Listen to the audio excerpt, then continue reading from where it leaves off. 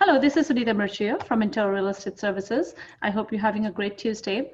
As promised earlier, I actually am here with an amazing guest with us today. Anytime you're looking to make any remodel project or any new construction or anything that you want to expand in your home, one of the things that we want to start always is an architect. And today we have Lakshmi from Lean Lens Architect. She's the principal architect, which has been in the Saratoga area for about more than 6 years. She has done many projects in the areas like San Jose, Saratoga, Mountain View, Sunnyvale, all over the Bay Area. And she has great reputation in terms of the feedback given by the clients, and her clients are always super happy with her. So I'm going to let Lakshmi go ahead and share her information on what is the role of an architect and why do you need an architect when you are looking to remodel, expand, or do anything with your home. So go take over, Lakshmi. Hi, Sunita, and hi, all viewers. Let me share my screen so you guys can watch and, kind of reminisce with what goes on in everybody's mind. Sunita, I'm going to just share what are the common questions that, most clients start with. I just want to say that the first thing I want to just quickly share is that I like to say that we are able to convert your thoughts and needs into tangible design spaces.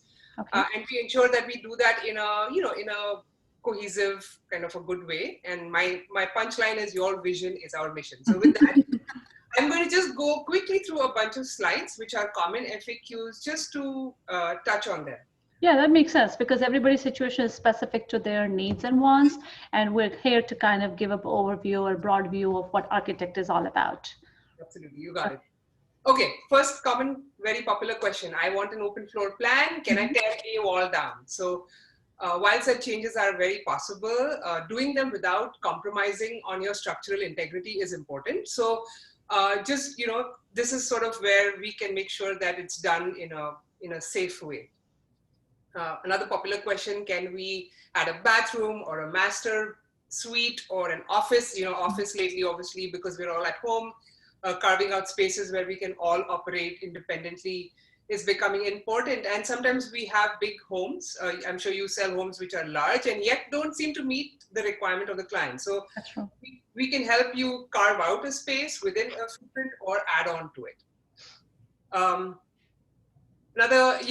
Lately, a lot of requirements for aging have come up since California regulations have changed. Can we add it to our property? And we can help you walk through those steps and get approvals for what can and cannot be done to your specific property.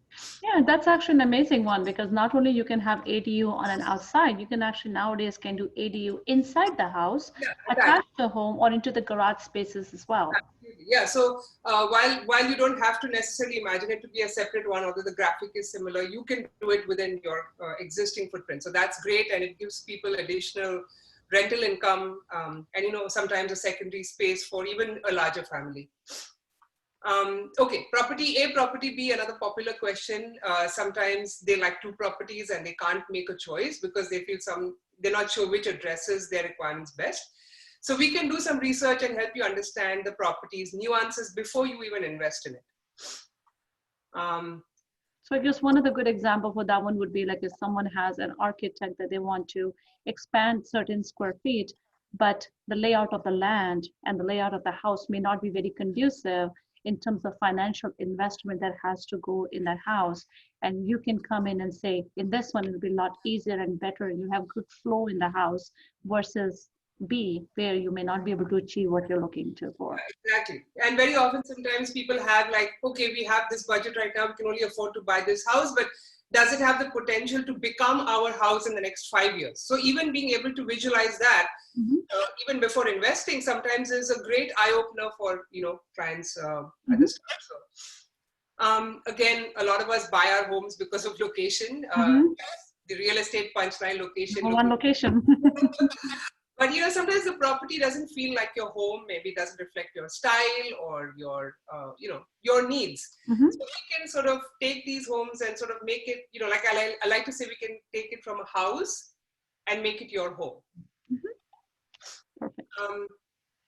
very often people debate over second story and extensions on the same, first floor. And this is another very common dilemma that people experience. And sometimes they think that, a second story is typically more expensive, or, is it possible for me to go in the front? Can I go at the back? So these are things that we can do a quick analysis and help clients see which option brings what to the table. So does a client need to have an understanding of the city rules and regulations, or they just need to be aware of what they want? And based on the area we're talking about, you would actually have a good understanding of what city allows or not? Actually, it's a bit of both. It's a bit of both. There is obviously, understanding what the client wants, and there is regulation that is applicable to how much you can add, where you can add. Every city, regulates that. So addressing the problem from all directions, like a multi-direction solution, is something we can help you see. So you can then decide how you want to proceed. Makes sense. Makes sense. Again, very often people buy these really old homes or fixer-uppers, and they cannot decide whether they need to tear it down completely or should we try to fix it. So we can help them understand what the long-term implications of their choices are and what can and cannot be done again. So here's another popular one I see. Should we buy land because we want to start? Okay, yeah. I think one of the questions that I actually get a lot on the land building is all these $800,000, $900,000, $500,000 worth of the land that are sitting on the hillside, where they don't know that they may not be buildable, and they just want to go on to that with an understanding they can put a big house on it. So I think understanding what land you're purchasing and how an architect is going to be able to even fit a house on that particular land is a very important element. You just can't go with the price of the land that things are being put up there. You absolutely said it right, because land is a different beast of its own, and it comes with its own paraphernalia. So having a good sense of what it brings, and you want to go through that with open eyes and not just jump into it without realizing what you've got into. Makes sense. Again, a lot of my clients are getting very conscious of being sustainable. The California fires, for example, have again opened our eyes to what climate change really can do. And while we want to maintain comfort of homes, we want to at the same time reduce our carbon footprint. So what choices can you make at your level, at an individual homeowner's level, which can not only help you, but help the planet? So, helping you address that is something architects are good at. Okay, so now with all that description, I'm going to talk a little bit about how we do it. I sort of spoke about, the FAQs or the questions that clients come with, but I want to share now what, in addition to this architect, what all is there in this picture so that the clients can understand the broad gamut of things. So I like this little caricature because it shows, who are the common usual suspects. Of course, the client and the architect are sort of the main two participants, but you need a structural engineer who will, design the structure.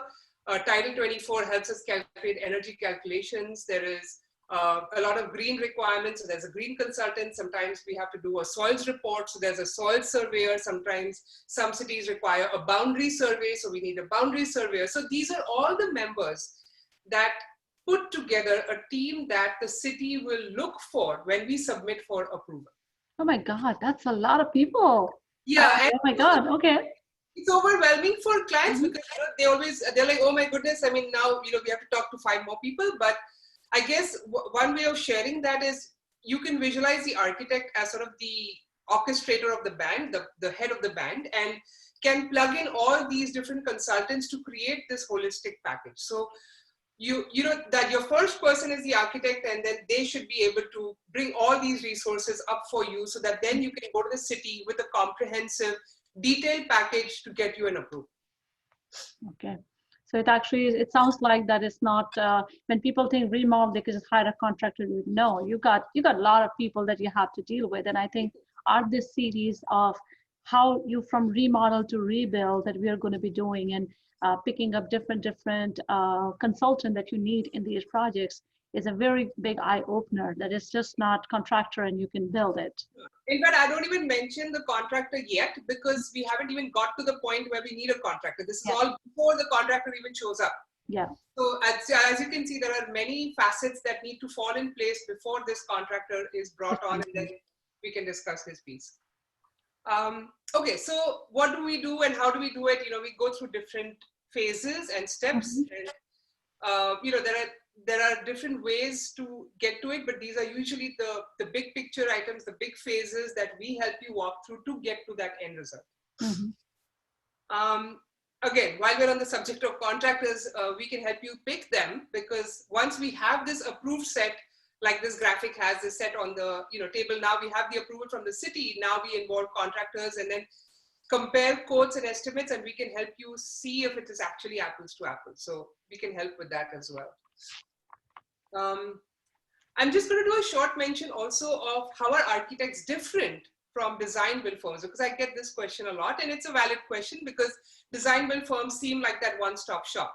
So design build firm is just a place where people can actually go and they have architect, contractor, surveyor, everybody in one place. Correct. That's like you go and you hire them and they will price you out for the entire service, right from getting you, approvals all the way to hanging your last picture, on your wall. Got it. And I just want to share what difference is there between us and them. And I think what I see is reasons as, advantages for hiring an architect independently is that we are not vested in the profits gained through construction. We're a neutral party. We are there to safeguard the interests of the client and the construction, and we want to make sure that the construction is following the drawings which were approved, so that we make sure that what we designed is actually getting built structurally, holistically, design-wise. So I think that by having this neutral party, there is an added benefit to you, because you're anyway going to have to spend on it, even in that one-stop shop, but it will be part of that team as opposed to you being able to access this third person called an architect. So I think that there's some advantage to doing that. So that's sort of my presentation, Sunita. I hope this covers some of the broad questions. It's such a big topic, but I just try to condense it to what I think would be helpful. No, it was really helpful. I have a couple of more questions, if that's okay. So on an architect side, I mean, usually, I know we're in COVID time frame, it's very different, but how much time does one, and definitely based on size of the project, the timing may differ, but typically how much time does an architect phase of months planning one should prepare themselves for? Again, like you said rightly, it depends on the scope of the work, it depends on the city. But I always say that, investing time during the design phase is hugely advantageous, because the amount of dollars that you spend and the hours that you spend before you start construction is almost invaluable compared to the time and the money that you spend after construction and then you start making changes. So, yes. I know a lot of people who come to me and say, oh, we want to get this design done in, 2 weeks. And I would say, give yourself time on the board, because every dollar you spend on the board will cost you 5 times more if you make that change on site in real time. That's correct. With that said, I say at least give yourself 3 to 5 months to get through design and approvals from your city. Because that's a long time. I'm glad we actually talked about this time, because sometimes people say, okay, I'll just get it in about a couple of, 2 months, I'll get my extension done, but that's not how it is. It really isn't. And again, this involves people. It's not just my time. I can spin out a design for you in 2 weeks. But the question is that coordinating with the client, coordinating with the city, coordinating with consultants, making sure that everything comes together, is checked. It's a holistic package. The city takes time to go back and forth with us. So you have to give that initial time before you can begin any sort of construction. So I think that being realistic is better. And I always scare my clients a lot more in the beginning, because I think it's better to prepare them for this as opposed to sell them this idea that this is done in a jiffy and then have disappointed clients later. So my advice would be have some lead time for this. Yeah, and I think when you care for somebody, that's why people actually refer it out, and they could become your long-term clients out there, and their friends keep utilizing the same services. And that's exactly what you're all about. You look out not only for just taking a project and finishing it, but actually making it valuable to the consumer and getting them what they want based on their need, wants, and the timing that they're looking to put in. So thank you very much, Lakshmi. Really appreciate that.